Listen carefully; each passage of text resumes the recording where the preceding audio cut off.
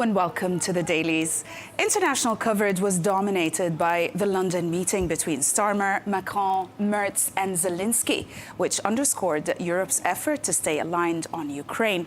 In the Middle East, new estimates warned that Gaza's reconstruction could exceed $70 billion and take years. And in the US, domestic stories drew focus: a defense bill that could force Pete Hegseth to release contested strike videos, and the resignation of New Jersey's top prosecutor, a close Trump ally, amid mounting scrutiny. American media depicted the London meeting as Europe firmly backing Zelenskyy while distancing itself from the US peace plan.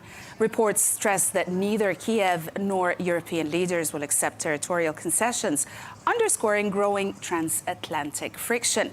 Now, overall, the coverage frames the summit as unity in Europe and uncertainty in Washington's approach. The Washington Post reported that European leaders in London privately expressed deep frustration with Donald Trump's peace plan, viewing it as heavily shaped by Moscow and politically impossible for Kiev to accept. Also, the piece recounts how Zelenskyy told them he cannot endorse a proposal implying territorial concessions, while the Europeans warned that US pressure is undermining unity.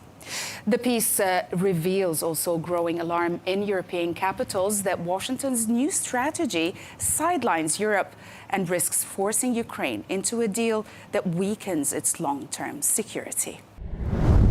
Politico revealed that in recent US-Ukraine negotiations, Washington continues to push Kiev to withdraw from the remaining parts of Donbass not currently occupied by Russia, effectively ceding them without a full Russian victory.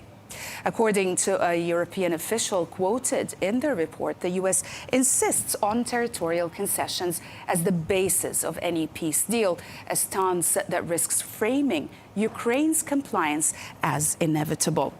Also, the piece highlights the mounting concern in Kiev and among European allies that US pressure may force Ukraine to abandon territory under duress, potentially undermining its sovereignty and future security.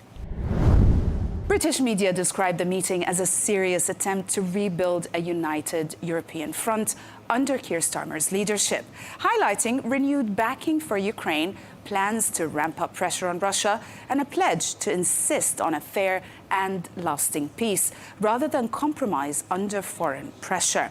The Times reported that UK Prime Minister Keir Starmer said a deal to release up to £100 billion in frozen Russian assets for Ukraine is close, signaling a major breakthrough in funding for Kiev. The piece explains that Starmer, speaking after talks with Volodymyr Zelenskyy, Emmanuel Macron, and also Friedrich Merz, portrayed the move as a demonstration of European resolve. He framed the funding as essential to Ukraine's defense and reconstruction, underscoring London's readiness to increase pressure on Russia if political will holds. The Telegraph commented on the London meeting with this cartoon that pokes fun at what went on in 10 Downing Street yesterday. As you can see in the cartoon right now, the French president is sitting in the middle, looking tense, with Keir Starmer on one side and the German Chancellor on the other. Starmer bangs on the table, saying Europe must stand up to a dictator, but the Chancellor replies, "Enough about Trump. What about Putin?" The cartoon shows how uneasy and frustrated Europe feels and how Trump's ideas are adding pressure to the already difficult situation in Ukraine.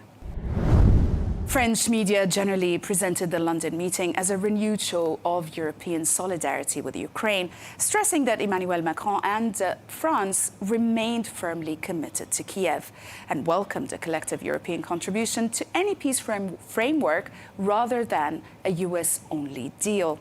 Le Figaro highlights how European leaders closed ranks behind Volodymyr Zelenskyy during their meeting in London, resisting US pressure from President Trump to accept a Russia-leaning peace plan. Now, the piece describes how Keir Starmer, Emmanuel Macron and German Chancellor stressed solidarity with Ukraine and also insisted that any ceasefire must be fair and respect Kiev's sovereignty. It concludes that while Europe remains wary of key elements of the American proposal, leaders still hope for eventual convergence with Washington as negotiations continue. German media focused on skepticism and caution. Coverage noted that Friedrich Merz voiced doubts about key parts of the US-backed proposal, emphasizing that Europe must preserve Ukraine's sovereignty and avoid hasty territorial concessions. Deutsche Welle highlights Germany's firm and cautious stance at the London meeting. It notes that the Chancellor reaffirmed unwavering European support for Kiev, framing Ukraine's fate as inseparable from Europe's own security. The piece contends that his comments signaled German alignment with France and the UK in resisting US pressure for rapid concessions. The report shows Berlin insisting that any deal must be reshaped with strong European input and closely coordinated with Kiev. Moving on to the Middle East, the Wall Street Journal reveals Gaza has been reduced to ruins. Some 123,000 buildings destroyed and 75,000 more damaged. About 81% of all structures, generating roughly 68 million tons of rubble, as you can see. The piece highlights efforts to clear debris are underway, but face huge obstacles. Demining, lack of heavy machinery because it is restricted, or its entry is restricted by Israel, and continuing political gridlock. It concludes that reconstruction is expected to be long and costly, with estimates exceeding $70 billion and spanning many years. The Guardian reported that Tony Blair has been removed from the candidate list for Donald Trump's proposed Board of Peace for Gaza after strong objections from various Arab and Muslim nations. Now, the piece also notes that his controversial legacy, especially his role in the 2003 Iraq War and also past Middle East diplomacy, made him unacceptable to many. It concludes that while he may still play a supporting role, his exclusion underscores deep regional resistance and growing skepticism of Trump's Gaza peace blueprint.